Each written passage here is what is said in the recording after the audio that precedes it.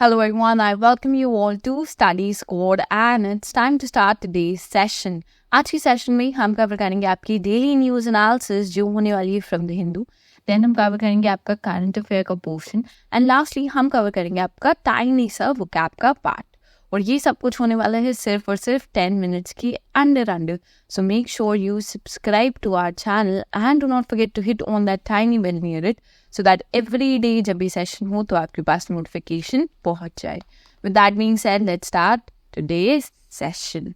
आज की पहली news about BIMSTEC.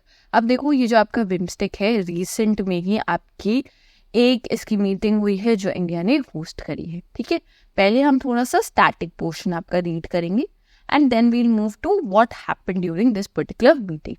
Okay, so देखो बीमस्टेक है आपका regional organisation comprising of 7 member states है. इसकी मेंबर्स आपको याद रखने हैं. ठीक है, this is Bangladesh, Bhutan, India, Myanmar, Nepal, Sri Lanka and Thailand. So ये आपको याद रखनी है. 7 मेंबर्स हैं, सातों की नेम आपको याद रखनी चाहिए, इंपॉर्टेंट हो जाती है. ठीक है, बीमस्टेक क्या है आपका? Bay of Bengal initiative for multi sectoral technical and economic cooperation के लिए आपका फॉर्म हुआ था. बीमस्टेक फॉर्म हुआ था आपका 1997 में. ईयर भी याद रखेंगे. With the aim of promoting multi faceted technical and economic cooperation among the countries of the bay of Bengal region. So जो कंट्रीज आपकी बे ऑफ बंगाल रीजन में आती हैं वो कंट्री साथ में आई थी. उन्होंने डिसाइड किया था कि हम टेक्निकल और इकोनॉमिक पार्टनरशिप कोऑपरेट करेंगे इन दोनों फील्ड्स में एक दूसरे के साथ और एक दूसरे को हेल्प करेंगे ग्रो करने में आपका. ठीक है, अब देखो बीमस्टेक इंपॉर्टेंट क्यों हो जाती है? क्योंकि it is home to around 1.5 billion people. So 1.5 billion people को रिप्रेजेंट कर रही है. प्लस कंबाइंड जीडीपी जो आपकी वर्ल्ड इकोनॉमी में कितना स्टैंड रखती है, that is around USD 3.8 trillion के आसपास स्टैंड करते हैं. That is a big thing. So what does this particular data means? यहाँ पर देखो अगर आपको ये डेटा पता है देन आपको पता है कि बीमस्टेक की इंपॉर्टेंस कितनी है. वर्ल्ड के में अगर ये जो आपकी 7 कंट्रीज हैं अगर ये कुछ बोलती हैं या एक सबमिट रखती हैं किसी टॉपिक पे डिस्कस करती हैं they are representing 1.5 billion people and an economy of 3.8 trillion को रिप्रेजेंट कर रही है. देयरफॉर ये आपकी जो ऑर्गेनाइजेशन है वो इंपॉर्टेंस ले करती है. अगर ये कुछ भी बोलेंगे या कोई भी अपनी स्टेटमेंट भी इशू करते हैं that will have an impact and the world is gonna listen to them. Okay, initially इनके सिर्फ 4 मेंबर स्टेट्स थे and it was known as BISTEC. ठीक है, इसमें था आपका Bangladesh, India, Sri Lanka and Thailand. So इसमें 4 थे आपके फाउंडिंग मेंबर्स. याद रखना India is also one of these founding members. Important हो जाता है. नेक्स्ट में देखो 1997 it was renamed as BIMSTEC जब आपका म्यांमार ज्वाइन हुआ था एंड देन आपका नेपाल एंड भूटान 2004 में आए.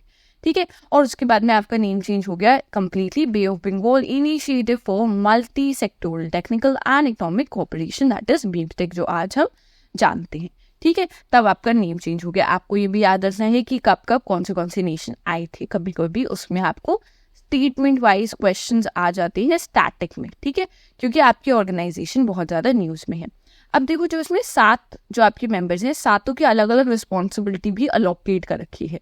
लाइक बांग्लादेश है आपका ट्रेड में, then investment and development, Bhutan in environment and climate change में, इंडिया आपका सिक्योरिटी में है इंक्लूडिंग एनर्जी, देन म्यांमार आपका एग्रीकल्चर एंड फूड सिक्योरिटी में है, देन नेपाल आपका in people to people contacts में आता है.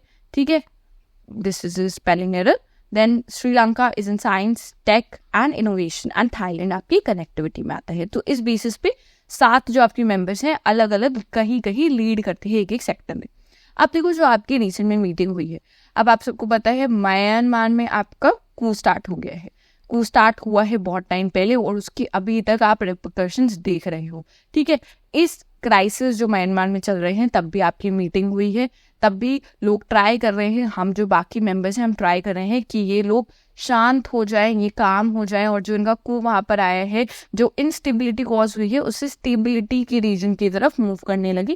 That is what we are trying to achieve here ताकि हम लोग ह्यूमैनिटेरियन असिस्टेंस भी प्रोवाइड करें उन्हें. अभी देखो प्रेजेंट में जब आपका कू हो गया है उसकी वजह से आपको एक चीज़ याद रखनी है, अगर कहीं पर भी आपकी इंस्टेबिलिटी होती है तो it's basically a threat to stability everywhere. So instability anywhere is a threat to stability everywhere. So ये चीज़ याद रखनी है. अगर कहीं पर भी कहीं प्रॉब्लम हो रही है किसी भी आपके सराउंडिंग नेबर्स में, कोई भी नेबर हो, देन आपको भी उससे प्रॉब्लम होती ही होती है। अभी प्रेजेंट में इंडिया का क्या स्टैंड है आपको पता होना चाहिए। देखो, इंडिया का present stand with respect to Myanmar is कि हम लोग हेल्प कर रहे हैं उन लोगों को जो रेफ्यूज लेने आ रहे हैं, जो हमारे यहाँ रेफ्यूज लेने आ रहे हैं, जो मिजोरम रीजन में आए हैं या जो आपके नॉर्थ ईस्ट रीजन में आए हैं, वहाँ पर उन्हें कैंप्स प्रोवाइड कर रहे हैं, उन्हें खाना प्रोवाइड कर रहे हैं, उन्हें हेल्प प्रोवाइड कर रहे हैं, एज लॉन्ग एज जितना असिस्टेंस उन्हें चाहिए उतना हम प्रोवाइड कर रहे हैं। एंड आर स्टांसेस कि अभी तक ये जो लोग हैं जो रेफ्यूज ले रहे हैं, अब हम उनकी हेल्प करेंगे। द टाइम म्यांमार की स्टेबिलिटी आ जाती है, we will send them back. So this is what are stances, because अब नॉर्थ ईस्ट रीजन आपको पता होना चाहिए। देखो, हमारा जो नॉर्थ ईस्ट रीजन है वहाँ पर भी आपकी लिमिटेड रिसोर्सेज हैं, so we can not just give it to everybody. Okay, so India का पर्टिकुलर स्टैंड यही है। अब जो आपकी मीटिंग हुई है वहाँ पर बात हुई है कि आपको और कोऑपरेट करना है, हमें कोऑपरेशन इंक्रीज करनी है, प्लस हमें म्यांमार की हेल्प भी करनी है। अभी इतनी ह्यूमैनिटेरियन असिस्टेंस प्रोवाइड करे तो सब लोग साथ में मिलकर अगर वी ट्राई टू वर्क, तो म्यांमार में आपकी स्टेबिलिटी आने के चांसेस हैं। नेक्स्ट देखो, यहाँ पर आप देख सकते हो इसके सारे 7 मेंबर्स आपको याद रखने हैं, प्लस आपको एक चीज़ याद रखनी है, आपके पास बिम्स्टेक है और इस सेम आपके पास ऑर्गेनाइजेशन है सार्क, राइट। आपको सार्क ऑर्गेनाइजेशन भी पता होनी चाहिए।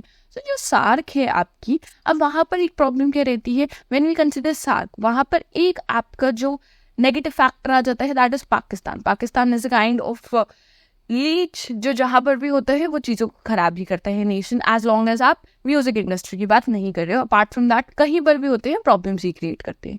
सो since Pakistan is part of SAARC, तो सार्क आपका बहुत ज़्यादा जो ऑर्गेनाइजेशन फॉर्म तो एक एम को लेकर हुई थी, बट सार्क अपना पर्पस फुलफिल नहीं कर पा रही है। सो इसलिए हमारे लिए क्या इंपॉर्टेंट है कि हम बिम्स्टेक जैसे ऑर्गेनाइजेशन को आगे ज़्यादा से ज़्यादा हम इस ऑर्गेनाइजेशन की मीटिंग्स कंडक्ट करें, इसका जो ग्लोबल स्टैंड है वो इंक्रीज करें। इसलिए आपकी बिम्स्टेक थोड़ी सी ज़्यादा और इम्पोर्टेंट हो जाती है, बिकॉज सार्क आपकी उस वे में फंक्शन नहीं कर रही है। ओके, नेक्स्ट आ जाएंगे लेबर कोड से रिलेटेड आपकी न्यूज़ आई है। अब देखो, ये लेबर कोड आपके पास तो हो गए थी फ्रॉम बोथ द हाउसेस, इसको पास हो गए थे, बट अभी तक इम्प्लीमेंट नहीं हो पाए हैं। अब पहली बात आपके लिए जो सबसे इंपॉर्टेंट चीज़ आ जाती है कि आपके 4 लेबर कोड्स है कौन से, आपको नेम्स पता होने चाहिए कौन से हैं। That is the code of wages act 2019, then we have the industrial relation code bill 2020, then we have the social security code bill 2020 and the occupational safety health working condition code bill of 2020। तो 4 पहले तो आपको याद रखनी है बहुत अच्छे से, इनके नेम्स पर ही आपके पास क्वेश्चन आ जाते हैं और पिछली बार आए थे। ओके, सो नेम हमें याद रखनी है फर्स्ट। नेक्स्ट थिंग, अब जो आपका कोड है इससे जो भी आपकी रिलेटेड चीज़ें हैं वो हम डिस्कस करेंगे। अब जैसे आपका कोड ऑफ वेजेस एक्ट 2019 जो है, ठीक है, वो आपके 4 कोड्स को बेसिकली रिप्लेस कर रहा है। जो 4 ऑलरेडी थे उनको रिप्लेस करके हमने एक बना दिया है एक्ट। कौन से को रिप्लेस कर रहे हैं वो याद रखेंगे। Firstly the payment of wages act 1936, then we have the minimum wages act of 1948, then we have the payment of bonus act 1965 and the equal remuneration act of 1976. So इन 4 को एक साथ ज्वाइन करके हमने एक कोड ऑफ वेजेस लेकर आए हैं। अब जो आपका कोड ऑफ वेजेस है, व्हाट डज इट सेज, पहले वाले कोड पे आ जाते हैं, that is the code of wages. अब ये क्या कहता है, देखो सिंपल है, कोड आपने वेजेस से रिलेटेड रखा है, तो ये क्या कहेगा कि आपके जो लेबर्स हैं उनके वेजेस आपको टाइम पर पहुंचाने हैं। लाइक अगर आप कोई मंथली एम्प्लॉय हो या फिर एम्प्लॉय जो ईयरली आपकी जब आती है, तो आपको क्या करना है कि हर मंथ की 7th तक आपके पास आपकी पेमेंट आ जानी चाहिए, उनको वेजेस मिल जानी चाहिए। नेक्स्ट, अगर आप वीकली बेसिस पे एम्प्लॉय हुए हो तो after the end of the week आपके पास आ जानी चाहिए, और अगर आप डेली वर्कर हो तो डेली के डेली आपको अपने वेजेस प्रोवाइड करने चाहिए उन लोगों को, राइट। इसमें इन्होंने मिनिमम वेजेस की भी बात करी है कि कितने मिनिमम वेजेस रखने हैं, उसकी भी बात करी गई है। तो आपका जो एक्ट है it's very good. Next thing आ गई आपका इंडस्ट्रियल रिलेशन कोड बिल 2020, जो सेकंड वाला है। ये क्या कहता है, देखो पहले हमने ऑलरेडी डिफाइन कर रखा है, अगर आपके पास 100% वर्क करे हुए इंडस्ट्री, देन आपकी कैसी कैसी आपको चीज़ें मेंटेन करनी है। इन्होंने थोड़ा सा और इम्प्रोवाइज करा है कि अगर 300 वर्कर्स हो देन वर्किंग कंडीशंस कैसी होनी चाहिए, मार्कअप पे क्या क्या चीज़ें आपको प्रोवाइड करनी चाहिए उन लोगों को। सो ये जो सब चीज़ें हैं वो आपकी इंडस्ट्रियल रिलेशन कोड में बिल में मेंशन है। देन आ जाएगी आपका सोशल सिक्योरिटी कोड। सो ये जो सोशल सिक्योरिटी कोड है, ये इन लोगों की जो सिक्योरिटी है वो मेंटेन रहे, उन सब चीज़ों पे बात करी गई है। जो आपके लेबर्स हैं उनको सिक्योरिटी प्रॉपर प्रोवाइडेड की जाए, सोशल सिक्योरिटी मिलनी चाहिए उन लोगों को। एंड लास्टली अगर आप 4th वाले पे आ जाओगे, occupational safety health and working conditions. So कितनी कितनी आपको कैसी कैसी वर्किंग कंडीशन मेंटेन करनी चाहिए अगर आपके पास जो वर्कर्स हैं वो कहीं और से आ रहे हैं, दूर जगह से आ रहे हैं, क्योंकि माइग्रेंट वर्कर्स हैं बेसिकली। तो माइग्रेंट वर्कर्स को क्या क्या आपको एमिनिटीज़ है जो प्रोवाइड करनी चाहिए, रहने की जगह, खाना, ट्रैवल अलाउंसेस जो भी आपको देने चाहिए, वो सब इन्होंने मेंशन करे हैं इन 4 बिल्स में। तो बिल्स तो आपके काफ़ी इफेक्टिव आए हैं, अच्छे आए हैं।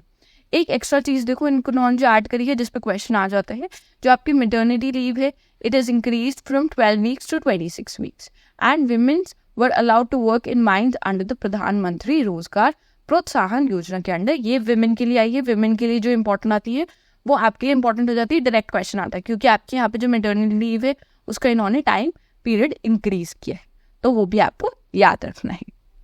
ठीक है, मोड थोड़ा सा डिस्कस करेंगे। देखो जो आपके कोड्स आए हैं उसके बाद में प्रोज भी आते हैं, कॉन्स भी आते हैं, लोग अपने अपने क्रिटिक्स भी निकालते हैं।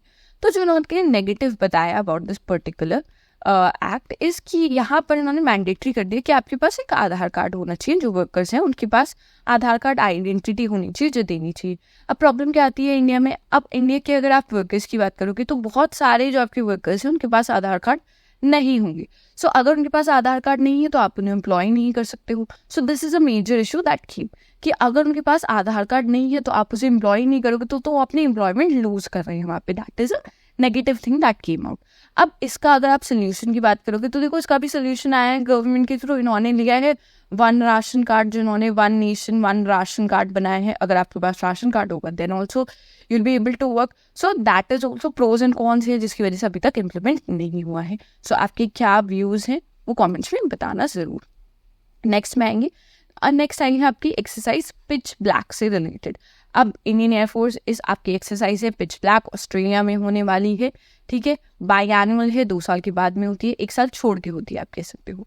ठीक है, तो लास्ट हुई थी आपकी 2022 में और अब आपकी 2024 में एक्सरसाइज होने वाली है। ऑस्ट्रेलिया में होगी, इंडियन एयरफोर्स इसमें पार्टिसिपेट करेगी। Su-30 इसमें पार्टिसिपेट करता हुआ दिखेगा आपको, C-17 ग्लो मास्टर दिखेगा and IL-78 that is your air to air refuelling aircraft, वो भी इसमें आपको पार्टिसिपेट करता हुआ दिखेगा। मेन पर्पस ये होता है कि स्ट्रेंथ हो आपकी relationship among the participants, plus आप एक अननोन प्लेस पे जाते हो तो वहाँ पर आपकी वर्किंग कंडीशंस, मतलब आप वहाँ पर कैसे परफॉर्म करोगे अननोन लैंड पे, तो दैट ऑल्सो इट स्ट्रेंथन्स। ठीक है, नेक्स्ट आएंगे हम रेड सी से रिलेटेड आपकी न्यूज़ है।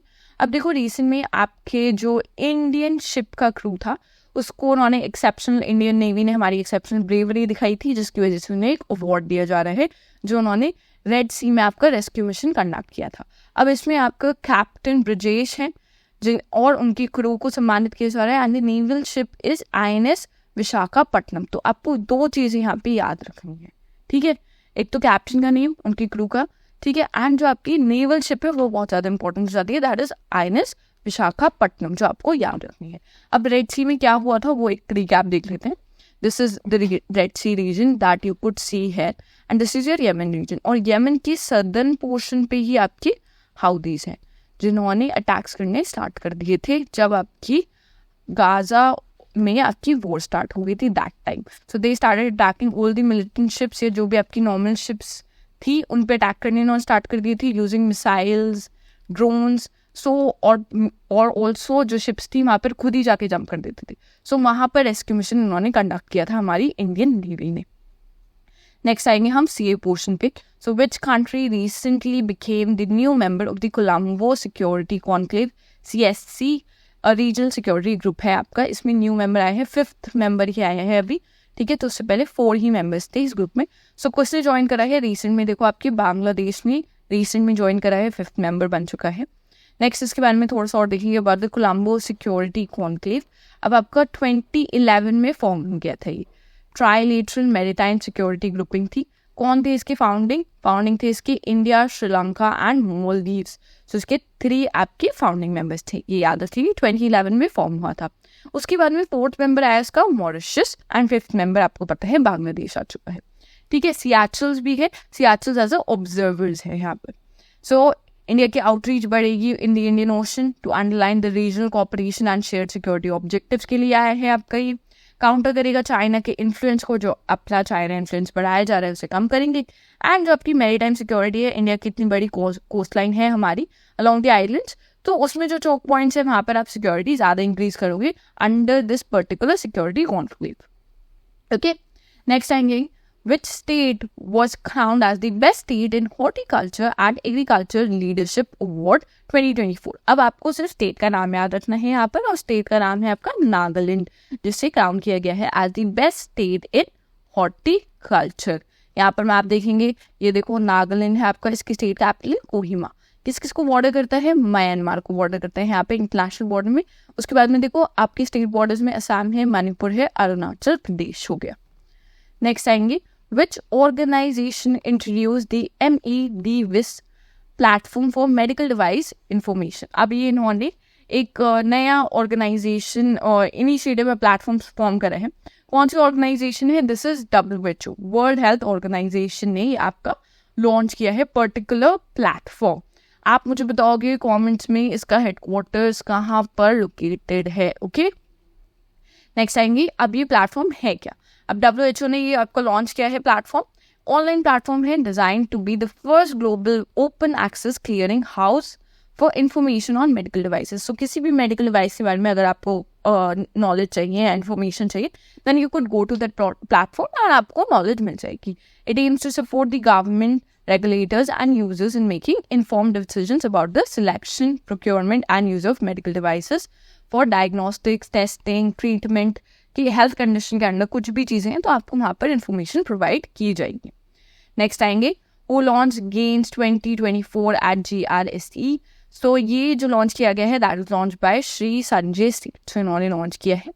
देखो आपके रक्षा राज्य मंत्री श्री संजय सेठ ने इनॉग्रेट करा है GRSE accelerated innovation nurturing scheme that is GAINS 2024 at garden reach shipyard engineers limited in Kolkata में लॉन्च हुआ है जुलाई 10 को. इनिशिएटिव एम करता है to foster technological solution for shipyard challenges and promote innovation through Indian startups.